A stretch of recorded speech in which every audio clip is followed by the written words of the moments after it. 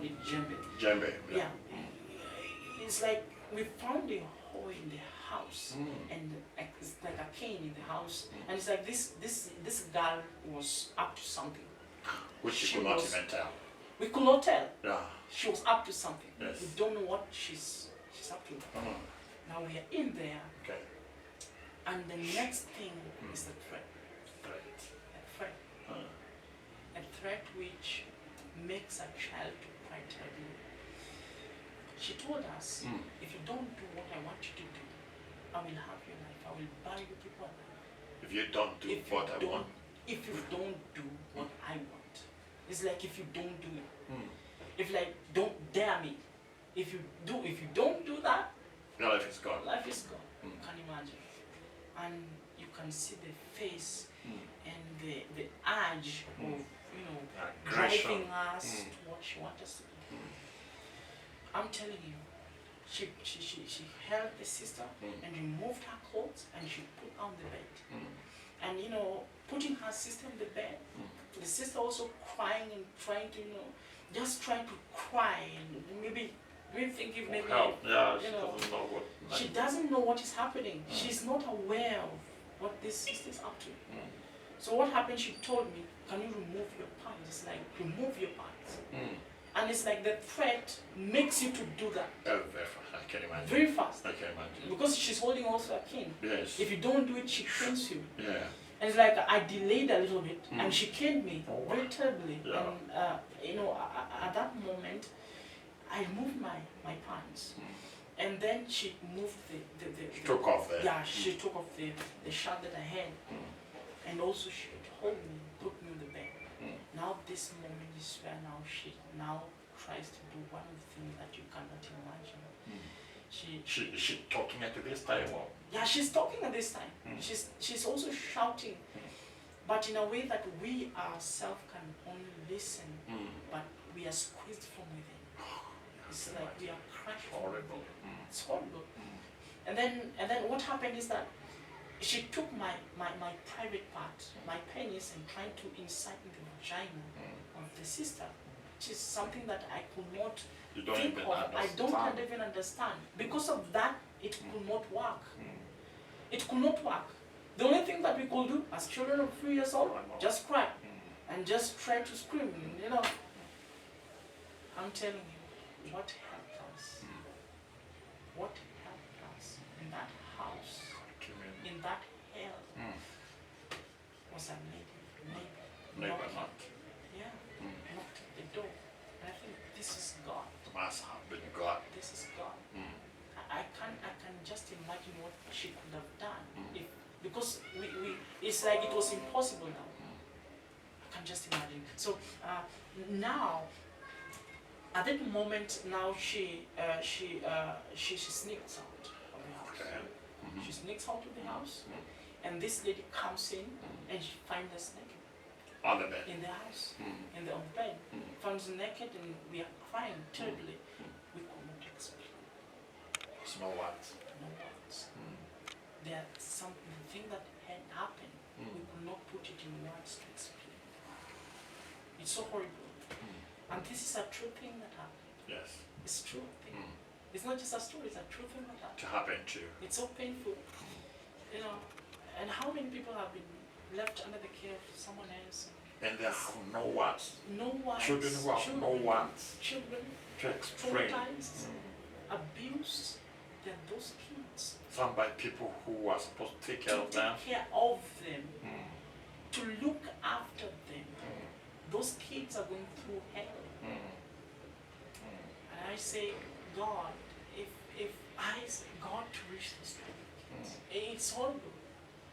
It's painful. And I think today that is why some of the parents today are going to a next door cost of having CCTV cameras. Exactly. That's why. And sometimes you wonder, why are they having CCTVs in the house? What is the reason for that? But I think they have those kind of problems. So that is the environment that it's like, it's in my eyes, it's in my mind.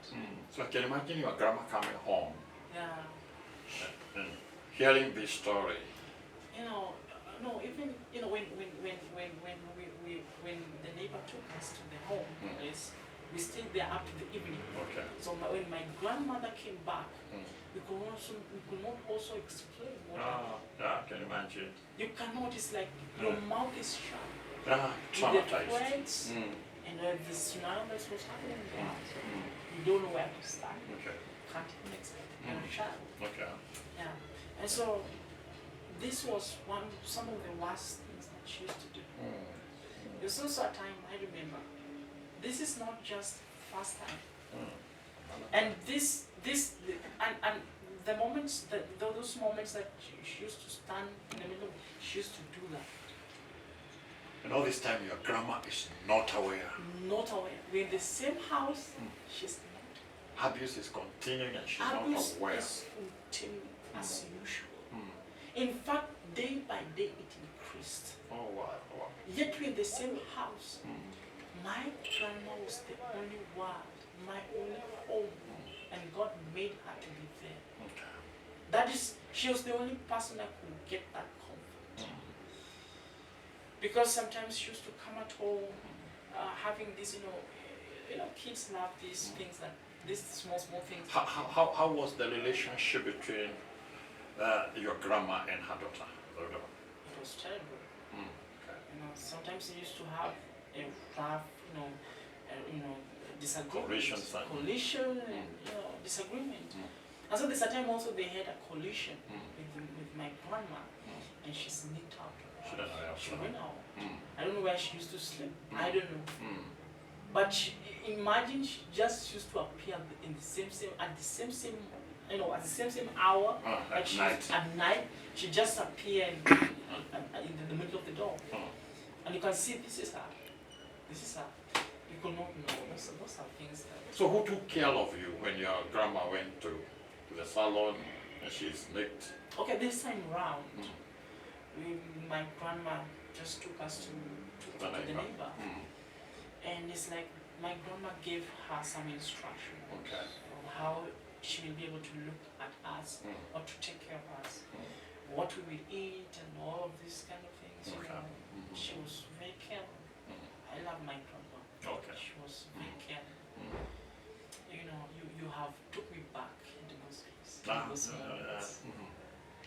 And you know, when now at lunchtime, the time came, we were supposed to go back and eat. Or to your house? To our house. Then how far was your neighbor's house to your house? Not that very far. Okay. Not that very far. Not that, just short distance. Just a short distance. Okay. Not that very far. So we were on our way back home, and the moment we were almost, it's like we were now at the gate. We are seeing her sitting in front of the window. Inside the compound. Inside the compound. She's right there, sitting there. And I'm telling you, I knew it's like I sensed in my heart that there's something going on. And that thing really is like made me shaky. And she called us. It's like, you see, have you ever seen the soldiers being trained and being commanded? Come here. It's like, that sound. So come here. It's like, she commanded us to come. It's like we're now marching. Those moves. I can't. Exactly. So we're just marching now, and we were in the same pace. Now trying to move closer, to move closer, and we were in front of her.